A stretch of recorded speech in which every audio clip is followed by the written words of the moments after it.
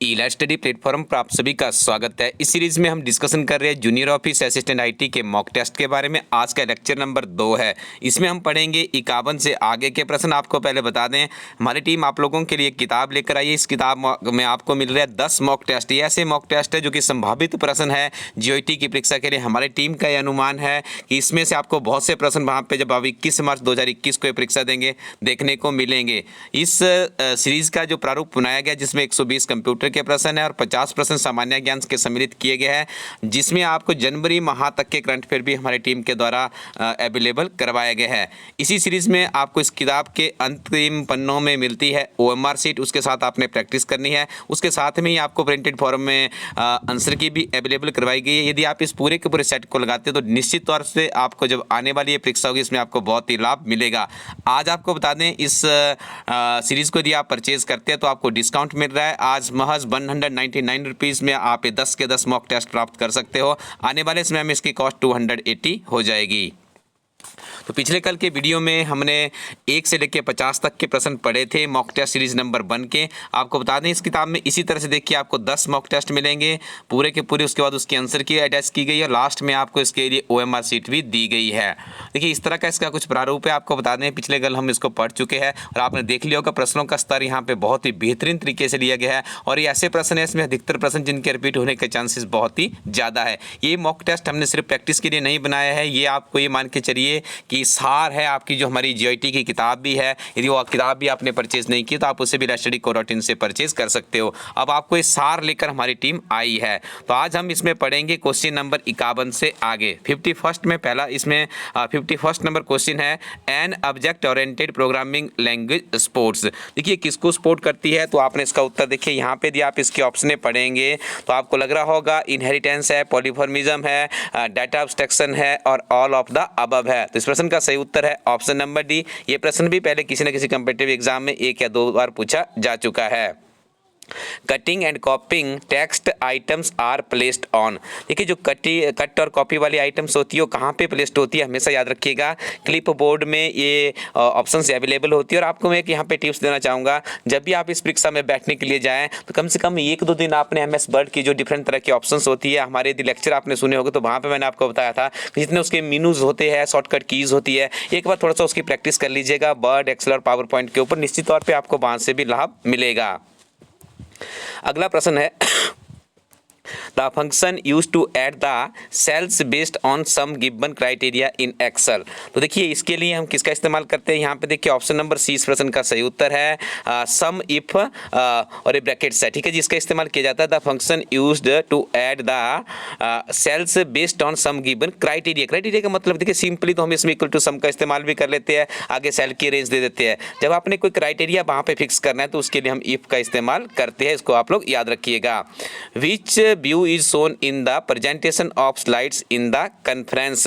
चारों ऑप्शन आपको खुद स्वयं जल्दी से पढ़नी है, मैं आपका ज़्यादा समय यहाँ पर नहीं लूंगा। और इस प्रश्न का सही उत्तर है option number D, slide show view. और ये प्रश्न भी कम से कम 4 या 5 बार विभिन्न तरह के हिमाचल प्रदेश के कॉम्पिटिटिव एग्जाम में हमें देखने को मिल चुका है। अगला प्रश्न है, a presentation can contains.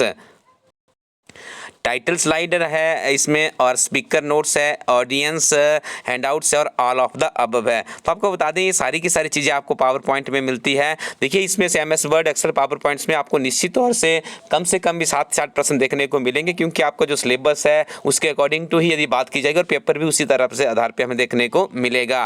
Which kind of data can be entered in the cells of a MS excel worksheet. देखिए MS एक्सेल में आप क्या कर सकते हो, डेट, टेक्स्ट, नंबर्स, ये सारी चीज़ें आप ऐड कर सकते हो। तो ऑप्शन नंबर डी इस प्रश्न का सही उत्तर है। What is the shortcut key to go to the end of an MS word document. MS word के डॉक्यूमेंट में एंड में जाने के लिए आपको कौन सी शॉर्टकट की प्रेस करनी होती है, तो कंट्रोल प्लस एंड यदि आप दबाएंगे तो आप सबसे नीचे चले जाते हैं, कंट्रोल प्लस अप दबाते हैं तो आप सबसे ऊपर आ जाते हैं, याद रखिएगा। क्वेश्चन नंबर 58 है, व्हाट इज EDP। तो आपको बता दें EDP का मतलब होता है इलेक्ट्रॉनिक डाटा प्रोसेसिंग। तो ऑप्शन नंबर डी इस प्रश्न का बिल्कुल सही उत्तर है।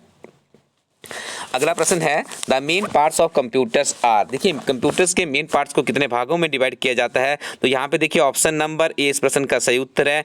6 पार्ट्स में से डिवाइड किया जाता है। ये प्रश्न भी पहले पूछा जा चुका है या कंप्यूटर ऑपरेटर के एग्जाम में या जीओटी की परीक्षा में।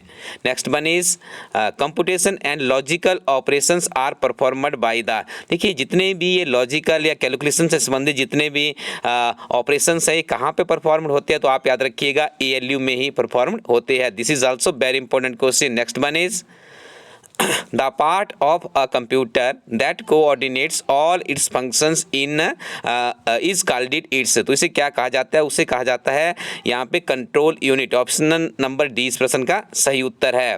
The process of carrying out commands in computer is called.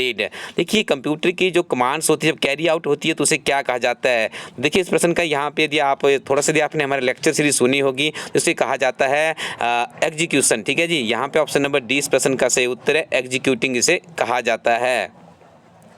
Manipulating data to create information is known as. देखिए manipulating data to create information is known as, तो इसे कहा जाता है प्रोसेसिंग, यानी ऑप्शन नंबर सी इस प्रश्न का सही उत्तर है। परम वाज डेवलप्ड बाय। परम को किसके द्वारा डेवलप किया गया है, तो याद रखिएगा जो परम कंप्यूटर ऐसे डेवलप किया गया है सी डेक के द्वारा, यानी ऑप्शन नंबर ए इस प्रश्न का सही उत्तर है। अगला प्रश्न है which devices uses hand held operation system. तो देखिए हैंड हेल्ड ऑपरेशन सिस्टम किस में इस्तेमाल किया जाता है, तो ADPA में इसका इस्तेमाल किया जाता है। आई थिंक ये प्रश्न कंप्यूटर ऑपरेटर की परीक्षा में पहले पूछा जा चुका है, जहाँ तक यदि जितने पेपर मैंने अभी तक स्टडी किया उसके आधार पर मैं आपको ये कह सकता हूँ। तो देखिए बहुत सी महत्वपूर्ण प्रश्न है और बहुत सी परीक्षाओं में आपने खुद भी देखने को आपको मिलेंगे। The slate shaped object below mouse is called. देखिए उसे क्या कहा जाता है, उसे कहा जाता है mouse pad. Option number B इस प्रश्न का सही उत्तर है। Which key is used to combination with another key to perform a specific task। तो देखिए स्पेसिफिक टास्क को परफॉर्म करने के लिए आप किसका इस्तेमाल करते हैं, कंट्रोल की का। देखिए कंट्रोल की के साथ में आपका कॉम्बिनेशन बनता है। यदि आपने सिलेक्ट ऑल करना है तो कंट्रोल ए का इस्तेमाल करते हैं, यदि आपने बोल्ड करना है तो बी का इस्तेमाल करते हैं, कॉपी करना है तो सी का इस्तेमाल करते हैं। इसी तरह से स्टूडेंट्स ए से लेकर जेड तक की जितनी भी ये शॉर्टकट कीज है याद कर लीजिएगा। यहाँ से भी आपको एक या दो प्रश्न देखने को मिलेंगे। आप letstudyco.in वेबसाइट पर जाइए और वहाँ पर जाके आपको हमारी जीओटी की किताब मिल जाएगी। आपने अभी तक किताब परचेज नहीं की है उस किताब को परचेज कीजिए। बहुत ही महत्वपूर्ण अध्ययन सामग्री से लैस किताब बनाई गई है। इन MICR सी स्टैंड्स फॉर। देखिए सी का मतलब क्या होता है MICR में, तो देखिए यहाँ पे इसका मतलब होता है करेक्टर्स। देखिए आपको इस तरह के क्लोज प्रश्न यहाँ पे देखने को मिलते हैं। मैग्नेटिक इंक करेक्टर रिकॉग्निशन इसकी एब्रिविएशंस रहती है, तो याद रखिएगा यहाँ पे आपसे सी के बारे में पूछा गया। हो सकता है आने वाली परीक्षा में आपको आर के बारे में आगे कुछ पूछ लिया जाए। Devices that let the computer communicate with you are called. ठीक है, तो देखिए जो आप कंप्यूटर के साथ में कम्युनिकेशन करते हैं, हम तो कंप्यूटर के साथ में इनपुटिंग ही कर सकते हैं। डिफरेंट तरह के इनपुटिंग डिवाइसेस होते हैं जिनकी सहायता से हम कंप्यूटर में डाटा को इनपुट करते हैं। What is the full form of BMP। देखिए BMP की फुल फॉर्म होती है बिटमैप, यानी ऑप्शन नंबर सी इस प्रश्न का सही उत्तर है। What is the full form of window. देखिए कितना महत्वपूर्ण प्रश्न है। तो विंडो की जो फुल फॉर्म होती है वो होती है wide interactive network development for office work solution. तो ऑप्शन नंबर ए इस प्रश्न का सही उत्तर है। अच्छे से आप लोग इसे भी रिमेंबर कर लीजिएगा। 72 क्वेश्चन है who is the founder of Facebook. बहुत ही सिंपल सा प्रश्न है। तो यहाँ पे देखिए इसके जो फाउंडर है मार्क जुकरबर्ग है। अब देखिए आपको बता दें आपने सबके याद करने हैं, गूगल का कौन है, माइक्रोसॉफ्ट का कौन है और स्पेस एक्स का फाउंडर कौन है। सारे के सारे आपको हमारी किताब में हमने इसमें संग्रहित किया गया है। तो किताब को यदि आपने पढ़ा होगा तो आप इन सारे प्रश्नों के उत्तर देने के लिए सक्षम होंगे। Next one is who is the founder of Hotmail. देखिए ये प्रश्न तो पहले भी पता नहीं कितनी बार विभिन्न तरह के कंपेटिटिव एग्जाम में पूछा जा चुका है। यदि हम भारत के कंपेटिटिव एग्जाम की बात करें तो काफ़ी पॉपुलर प्रश्न है। तो याद रखिएगा हॉटमेल के जो फाउंडर है इनका नाम है समीर भाटिया। ऑप्शन नंबर 20 प्रश्न का सही उत्तर है। What is the full form of API। देखिए API क्या होता है, एप्लीकेशन प्रोग्रामिंग इंटरफेस, यानी ऑप्शन नंबर ए इस प्रश्न का बिल्कुल सही उत्तर है। What is the full form of DOS। This is very simple question, लेकिन बहुत बार ये प्रश्न रिपीट होता है। तो याद रखिएगा DOS की फुल फॉर्म होती है डिस्क ऑपरेटिंग सिस्टम, यानी ऑप्शन नंबर ए इस प्रश्न का भी सही उत्तर है। Which of the following is not a characteristics of a computer. देखिए क्या पूछा जा रहा है, नॉट। कई बार हम बहुत ज़्यादा कंफ्यूज हो जाते हैं परीक्षाओं में। तो आपने आपने इस प्रश्नों को ध्यान से पढ़ने की पहले एक जो कला है वो आपने सीख लेनी है। ठीक है, आपने इसमें देखिए अधिकतर ऐसा कीजिएगा, इलिमिनेशन मेथड को अडॉप्ट कीजिएगा। कौन सी ऑप्शन बाहर जा रही है उसमें यदि आप संभावित प्रश्नों का उत्तर भी देते हैं तब भी आपके काफ़ी ज़्यादा चांसेस सही उसका उत्तर वहाँ पे मार्क होने के बन जाते हैं। तो आपको बता दें इस प्रश्न का सही उत्तर है ऑप्शन नंबर डी, फीलिंग। देखिए कंप्यूटर क्या है, इमोशनलेस डिवाइस है, इसमें किसी तरह की कोई भी फीलिंग नहीं होती है। Device use to bring data into a computer is called it. तो देखिए इसके लिए हम किसका इस्तेमाल करते हैं, इनपुट डिवाइसेस का इस्तेमाल करते हैं। The brain of any computer system is, तो कंप्यूटर का ब्रेन माना जाता है सीपीयू। देखिए यहाँ पे यदि सीपीयू की जगह पे प्रोसेसर लिखा होता तो आपने क्या करना है, प्रोसेसर ही आपने चूज करना है, क्योंकि प्रोसेसर ही सबसे पावरफुल होता है जो कि सीपीयू के अंदर ही इनबिल्ट होता है, उसे सीपीयू भी कई बार कहा जाता है। व्हेन वाज द फर्स्ट 8-बिट माइक्रो प्रोसेसर इंट्रोड्यूस्ड। तो देखिए सबसे पहले यदि हम बात करें 8-बिट माइक्रो प्रोसेसर इंट्रोड्यूस्ड हुआ था 1974, यानी ऑप्शन नंबर डी इस प्रश्न का सही उत्तर है। वायरलेस माउस कम्युनिकेशन थ्रू, देखिए वायरलेस जो माउस कम्युनिकेशन कैसे काम करता है, सैटेलाइट से, माइक्रोवेव से, रेडियो वेव से या इंफ्रारेड वेव से। तो आपको बता दें ये काम करता है रेडियो वेव से। ऑप्शन नंबर सी इस प्रश्न का सही उत्तर है। Which device can see inventory data specified in bar codes. तो देखिए इसके लिए क्या लगाया होता है, होलोग्राम्स लगाया होता है और आजकल ये बहुत ही पॉपुलर कंसेप्ट है। The monitor of a computer is connected to it by a. तो देखिए मॉनिटर को किसके साथ कनेक्ट किया जाता है, क्या लगा होता है वहाँ पे, वायर है, बस है या लाइन ड्राइवर है या केबल है। तो आपके बता दें केबल का इसके लिए इस्तेमाल किया जाता है। और मदरबोर्ड से इंटरनली डिफरेंट तरह के कंपोनेंट्स को कनेक्ट करने के लिए बस का इस्तेमाल किया जाता है। Which one is not an impact printer, निम्नलिखित में से आपको बताना है कौन सा इम्पैक्ट प्रिंटर नहीं है। इस प्रश्न का सही उत्तर है option number C, laser printer. ठीक है, तो लेजर प्रिंटर किसमें आते हैं, नॉन इसमें इम्पैक्ट में नहीं आते हैं, आपने याद रखना है। To locate a data item for storage is, तो देखिए इसके लिए इस्तेमाल किया जाता है फैच, यानी ऑप्शन नंबर डी इस प्रश्न का सही उत्तर है। विच international smartphone firm recently signed an MOU with IIT Hyderabad for research and development projects. तो देखिए ये साइन किया गया है ओप्पो कंपनी के द्वारा। देखिए स्टूडेंट्स आपको यहाँ पे आपने देखो कितने वेरिएशन में प्रश्न आपको देखने को मिल रहे हैं। ये बहुत ही latest current technology current affair से प्रश्न लिया गया है। In which generation of computer did multi programming start, तो मल्टी प्रोग्रामिंग स्टार्ट कब से हुई थी जी, तो इसका उत्तर होगा third generation. Which global firm has developed a new artificial intelligence model to protect an engaged whale species. तो इस प्रश्न का सही उत्तर होगा, यहाँ पे देखिए चार ऑप्शंस आपके सामने है, गूगल को ये एंगेज किया गया है। ये प्रश्न भी बहुत ही महत्वपूर्ण प्रश्न है। Hard disk is divided into tracks which are further subdivided into. तो देखिए चार ऑप्शन है, सेक्टर, सिलेंडर, सेगमेंट या क्लस्टर। तो आपको बता दें इस प्रश्न का सही उत्तर है ऑप्शन नंबर ए, इसे डिवाइड किया जाता है सेक्टर्स में। और आपको मैं बता दूं ये प्रश्न पहले UGC नेट की परीक्षा में भी एक बार पूछा जा चुका है। व्हाट इज आर्टिफिशियल इंटेलिजेंस, देखिए आर्टिफिशियल इंटेलिजेंस क्या है, चार ऑप्शन यदि आप पढ़ेंगे तो आप काफ़ी करीब जाएंगे इसकी ऑप्शंस में और आप इसका सही उत्तर करेंगे ऑप्शन नंबर ए, मशीन इंटेलिजेंस। ये क्या है, आर्टिफिशियल इंटेलिजेंस है।